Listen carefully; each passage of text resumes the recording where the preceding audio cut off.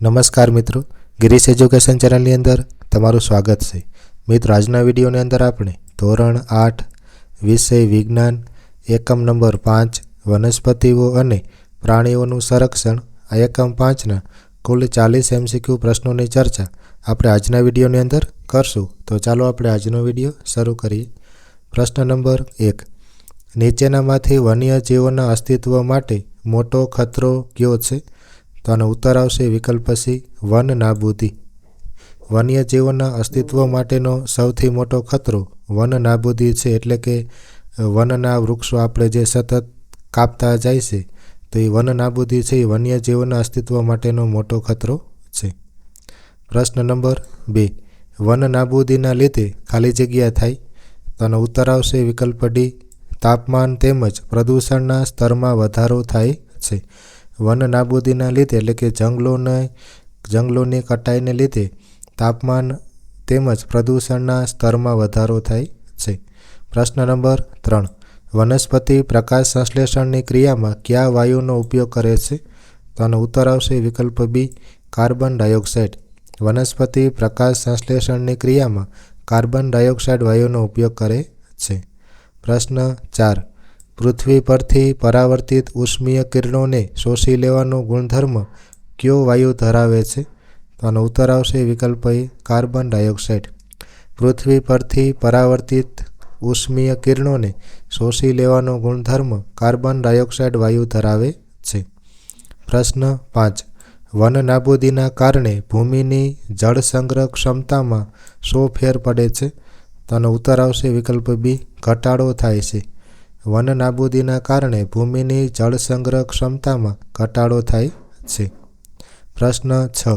પૃથ્વી પર જોવા મળતા વિવિધ પ્રકારના સજીવો એટલે ખાલી જગ્યા? તો આનો ઉત્તર આવશે વિકલ્પ ડી, જૈવ વિવિધતા. પૃથ્વી પર જોવા મળતા વિવિધ પ્રકારના સજીવો એટલે જૈવ વિવિધતા. પ્રશ્ન નંબર 7. રણ નિર્માણ વિશે નીચેનામાંથી કયું વિધાન યોગ્ય છે? તો આનો ઉત્તર આવશે વિકલ્પ એ, ધીમે ધીમે ફળદ્રુપ ભૂમિ રણમાં ફેરવાઈ જાય તેને રણ નિર્માણ કહેવાય છે. રણ નિર્માણ માટે આ વિધાન એ સાચું છે કે ધીમે ધીમે ફળદ્રુપ ભૂમિ છે એ રણમાં ફેરવાઈ જાય તેને રણ નિર્માણ કહેવાય. પ્રશ્ન નંબર 8. મોગલી નામનો બાળક જંગલમાં વસવાટ કરે છે તો તે કયા આવરણમાં આવે? તો આનો ઉત્તર આવશે વિકલ્પ સી, જીવાવરણમાં. મોગલી નામનો બાળક જંગલમાં વસવાટ કરે છે તો તે જીવાવરણમાં આવશે. પ્રશ્ન 9. પંચમઢી જીવાવરણ આરક્ષિત વિસ્તારમાં કયો રાષ્ટ્રીય ઉદ્યાન આવેલો છે? તો આનો ઉત્તર આવશે વિકલ્પ એ, સાતપુડા. પંચમઢી જીવાવરણ આરક્ષિત વિસ્તારમાં સાતપુડા નામનો રાષ્ટ્રીય ઉદ્યાન આવેલો છે. પ્રશ્ન 10. વિશ્વના જૈવ વિવિધતા ધરાવતા 34 વિસ્તારોમાંથી ભારતમાં કેટલા વિસ્તારો આવેલા છે? તો આનો ઉત્તર આવશે વિકલ્પ બી, 2. વિશ્વના જૈવ વિવિધતા ધરાવતા 34 વિસ્તારોમાંથી ભારતમાં 2 વિસ્તારો આવેલા છે. પ્રશ્ન 11. નીચેનામાંથી શાનો સમાવેશ વનસ્પતિ સૃષ્ટિમાં થાય છે? તો આનો ઉત્તર આવશે વિકલ્પ ડી, હંસરાજનો. હંસરાજનો સમાવેશ વનસ્પતિ સૃષ્ટિમાં થાય, કારણ કે હંસરાજ એક પ્રકારની વનસ્પતિ છે, જ્યારે ચિંકારા, બાકિંગ ડિયર અને નીલગાય એ પ્રાણીઓ છે. પ્રશ્ન 12. બાયસન એ શું છે? તો આનો ઉત્તર આવશે વિકલ્પ સી, જંગલી બળદ. બાયસન એ જંગલી બળદ છે. પ્રશ્ન 13. ભારતનું પ્રથમ આરક્ષિત જંગલ કયું છે? તો આનો ઉત્તર આવશે વિકલ્પ ડી, સાતપુડા રાષ્ટ્રીય ઉદ્યાન. ભારતનું પ્રથમ આરક્ષિત જંગલ સાતપુડા રાષ્ટ્રીય ઉદ્યાન છે. પ્રશ્ન 14. વાઘના સંરક્ષણ માટે કયો પ્રોજેક્ટ અમલમાં મુકાયો છે?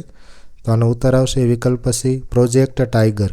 વાઘના સંરક્ષણ માટે પ્રોજેક્ટ ટાઈગર નામનો પ્રોજેક્ટ અમલમાં મુકાયો છે. પ્રશ્ન 15. ભૂતકાળમાં અસ્તિત્વ ધરાવતા હતા અને હાલમાં અસ્તિત્વ ધરાવતા નથી તેવા પ્રાણીઓને શું કહેવાય? તો આનો ઉત્તર આવશે વિકલ્પ એ, લુપ્ત સજીવો. ભૂતકાળમાં અસ્તિત્વ ધરાવતા હતા અને હાલમાં અસ્તિત્વ ધરાવતા નથી, દાખલા તરીકે ડાયનોસરને છે, તો એ પ્રાણીઓને લુપ્ત સજીવો કહેવામાં આવે. પ્રશ્ન 16. નીચેનામાંથી કયું પ્રાણી લુપ્ત સજીવની યાદીમાં આવે છે? તો આનો ઉત્તર આવશે વિકલ્પ સી ડાયનોસોર. ડાયનોસોર નામનું પ્રાણી લુપ્ત સજીવની યાદીમાં આવે કારણ કે અત્યારે જોવા મળતા નથી, ભૂતકાળમાં હતા. પ્રશ્ન 17. ભાવિકા નામની વિદ્યાર્થિનીએ નાશપ્રાય જાતિઓની યાદી બનાવી છે. આ યાદીનો સમાવેશ કઈ બુકમાં થશે? તો આનો ઉત્તર આવશે વિકલ્પ બી રેડ ડેટા બુકમાં. ભાવિકા નામની વિદ્યાર્થિનીએ નાશપ્રાય જાતિઓની યાદી બનાવી, તો નાશપ્રાય જાતિઓની યાદીનો સમાવેશ છે એ રેડ ડેટા બુકમાં થાય છે. પ્રશ્ન 18. કોઈ નિશ્ચિત સ્થાને જોવા મળતી જાતિને શું કહે છે? તો આનો ઉત્તર આવશે વિકલ્પ એ સ્થાનિક જાતિ. કોઈ નિશ્ચિત સ્થાને જોવા મળતી જાતિને સ્થાનિક જાતિ કહે છે. પ્રશ્ન નંબર 19. ચોક્કસ સમયગાળા દરમિયાન વાતાવરણીય પરિવર્તનના કારણે દૂરના વિસ્તારમાંથી ઉડીને આવતા પક્ષીઓને કેવા પક્ષીઓ કહેવાય? તો આનો ઉત્તર આવશે વિકલ્પ સી પ્રવાસી પક્ષીઓ. ચોક્કસ સમયગાળા દરમિયાન વાતાવરણીય પરિવર્તનના કારણે દૂરના વિસ્તારમાંથી ઉડીને આવતા પક્ષીઓને પ્રવાસી પક્ષીઓ કહેવાય. પ્રશ્ન 20. સાતપુડા જંગલમાં જોવા મળતા સૌથી ઊંચા વૃક્ષો ક્યાં છે? તો આનો ઉત્તર આવશે વિકલ્પ એ સાગના. સાતપુડા જંગલમાં જોવા મળતા સૌથી ઊંચા વૃક્ષો સાગના વૃક્ષો છે. પ્રશ્ન 21. ગુજરાતનું રાજ્ય પ્રાણી અને રાજ્ય પક્ષી અનુક્રમે કયું છે? તો આનો ઉત્તર આવશે વિકલ્પ એ સિંહ અને સુરખાબ. ગુજરાતનું રાજ્ય પ્રાણી સિંહ છે અને રાજ્ય પક્ષી સુરખાબ છે.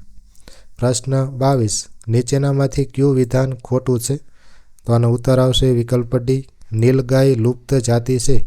આ વિધાન ખોટું છે. પણ વન નાબૂદીથી પ્રાકૃતિક સંતુલન ખોરવાય, આ વિધાન સાચું છે. ડાયનોસોર લુપ્ત જાતિ છે, આ સાચું છે. અને વાઘ નાશપ્રાય જાતિ છે, આ વિધાન પણ સાચું છે.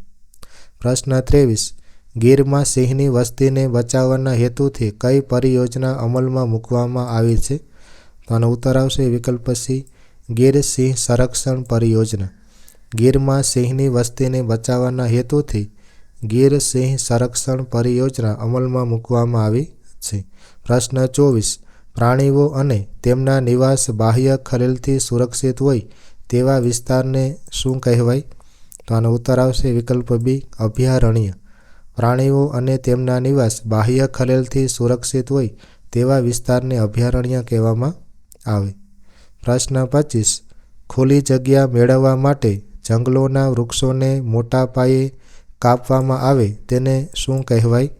તો આનો ઉત્તર આવશે વિકલ્પ સી વન નાબૂદી. ખુલ્લી જગ્યા મેળવવા માટે જંગલોના વૃક્ષોને મોટા પાયે કાપવામાં આવે એને વન નાબૂદી કહેવાય છે. પ્રશ્ન 26. 5 ટન કાગળ બનાવવા માટે કેટલા પૂર્ણ વિકસિત વૃક્ષોને કાપવા પડશે? તો આનો ઉત્તર આવશે વિકલ્પ એ 85. 5 ટન કાગળ બનાવવા માટે કુલ 85 પૂર્ણ વિકસિત વૃક્ષોને કાપવા પડશે. પ્રશ્ન 7. સાતપુડા રાષ્ટ્રીય ઉદ્યાનમાં ખડકોના આશ્રય ગુફાઓ શાના વિશે ખ્યાલ આપે છે?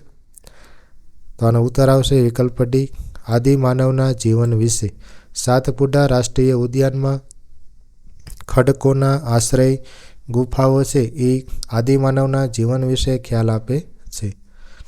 પ્રશ્ન 28. પૃથ્વીના તાપમાનમાં વધારો થવાથી જલચક્રનું સંતુલન બગડી જાય અને વરસાદમાં ખાલી જગ્યા થાય? તો આનો ઉત્તર આવશે વિકલ્પ બી ઘટાડો થાય. પૃથ્વીના તાપમાનમાં વધારો થવાથી જલચક્રનું સંતુલન બગડી જાય અને વરસાદમાં ઘટાડો થાય. પ્રશ્ન 29. નીચેનામાંથી શાનો જૈવ ઘટકોમાં સમાવેશ થાય છે? આનો ઉત્તર આવશે વિકલ્પ એ પ્રાણીઓનો. પ્રાણીઓનો સમાવેશ જૈવ ઘટકોમાં થાય, જ્યારે ભૂમિ, વાતાવરણ અને નદી એનો સમાવેશ થતો નથી. પ્રશ્ન 30. ભવિષ્યની પેઢી માટે હરિયાળી સંપત્તિ બનાવવા માટેનો વિકલ્પ કયો છે? તો આનો ઉત્તર આવશે વિકલ્પ સી વૃક્ષારોપણ. ભવિષ્યની પેઢી માટે હરિયાળી સંપત્તિ બનાવવા માટેનો ઉપાય છે વૃક્ષારોપણ, વૃક્ષોનું વાવવા એ છે. પ્રશ્ન 31. પંચમઢી જેવાવરણ સુરક્ષિત વિસ્તારમાં કેટલી ગુફાઓની ઓળખ થઈ ચૂકી છે? તો આનો ઉત્તર આવશે વિકલ્પ એ 55. પંચમઢી જેવાવરણ સુરક્ષિત વિસ્તારમાં 55 ગુફાઓની ઓળખ થઈ ચૂકી છે. પ્રશ્ન 32. પ્રાણીઓને બંધન અવસ્થામાં રાખી રક્ષણ મળે એવું સ્થાન એટલે ખાલી જગ્યા. તો આનો ઉત્તર આવશે વિકલ્પ બી પ્રાણી સંગ્રહાલય.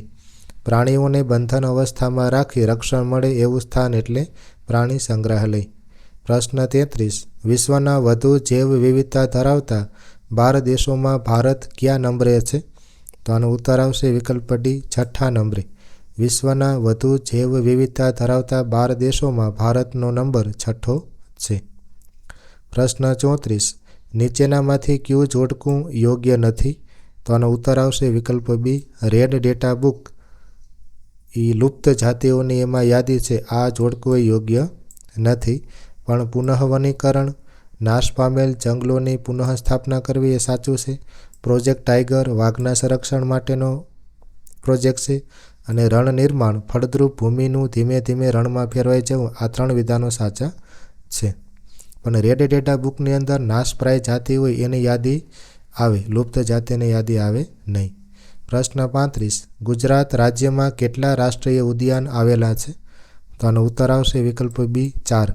ગુજરાત રાજ્યમાં કુલ 4 રાષ્ટ્રીય ઉદ્યાન આવેલા છે. પ્રશ્ન 36. આપેલ ફોટોગ્રાફમાં દર્શાવેલ પ્રાણીનું નામ શું છે? ચિત્ર અહીં આપેલું છે, આ ફોટો તમે જોઈ શકો. આ પ્રાણી કયું છે? તો આનો ઉત્તર આવશે વિકલ્પ સી સાબર. આ પ્રાણી છે એ સાબર છે. પ્રશ્ન 37.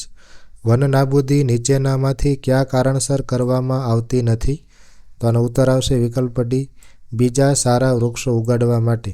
બીજા સારા વૃક્ષો ઉગાડવા માટે વન નાબૂદી કરવામાં આવતી નથી. પણ ખેતીવાડી માટે જમીન પ્રાપ્ત કરવામાં આવે, ઘર તેમજ કારખાનાઓનું નિર્માણ કરવા માટે કરવામાં આવે, અને બળતણ માટે લાકડા બનાવવા માટે પણ વન નાબૂદી કરવામાં આવે. પ્રશ્ન 38. કર્ણાટક સરકારે રાજ્યમાં હાથીની સુરક્ષા માટે કઈ પરિયોજનાની શરૂઆત કરી છે? તો આનો ઉત્તર આવશે વિકલ્પ એ પ્રોજેક્ટ એલિફન્ટ. કર્ણાટક સરકારે રાજ્યમાં હાથીની સુરક્ષા માટે પ્રોજેક્ટ એલિફન્ટ નામની પરિયોજનાની શરૂઆત કરી છે. પ્રશ્ન 39. અંજલિબેન વન નાબૂદીના નિવારણ માટેના કેટલાક વિધાનો સૂચવે છે, તો તેમાંથી કયું ખોટું છે? તો આનો ઉત્તર આવશે વિકલ્પ બી જંગલી વૃક્ષોનું પુનઃવનીકરણ કરવું જોઈએ. આ વિધાન ખોટું છે. પણ પુનઃવનીકરણ કરવું આ સાચું છે. વધારેમાં વધારે વૃક્ષારોપણ કરવું આ પણ સાચું છે. અને કુદરતી રીતે થતા પુનઃવનીકરણમાં ખલેલ પહોંચાડવી જોઈએ, આ વિધાન ખોટું છે. પ્રશ્ન 40. રાષ્ટ્રીય ઉદ્યાનો, અભયારણ્યો, જૈવ આરક્ષિત ક્ષેત્રોને બનાવવાનો ઉદ્દેશ્ય શું છે? તો આનો ઉત્તર આવશે વિકલ્પ એ વનસ્પતિ અને પ્રાણીઓના સંરક્ષણ માટે. રાષ્ટ્રીય ઉદ્યાનો, અભયારણ્યો, જૈવ આરક્ષિત ક્ષેત્રોને બનાવવાનો ઉદ્દેશ્ય વનસ્પતિ અને પ્રાણીઓના સંરક્ષણ માટેનો છે. જો આ વિડીયો મિત્રો તમને ઉપયોગી થયો હોય તો આ વિડીયોને લાઇક કરજો, શેર કરજો, અમારા ચેનલને સબસ્ક્રાઈબ કરજો. જય હિન્દ, વંદે માતરમ, જય જય ગરવી ગુજરાત.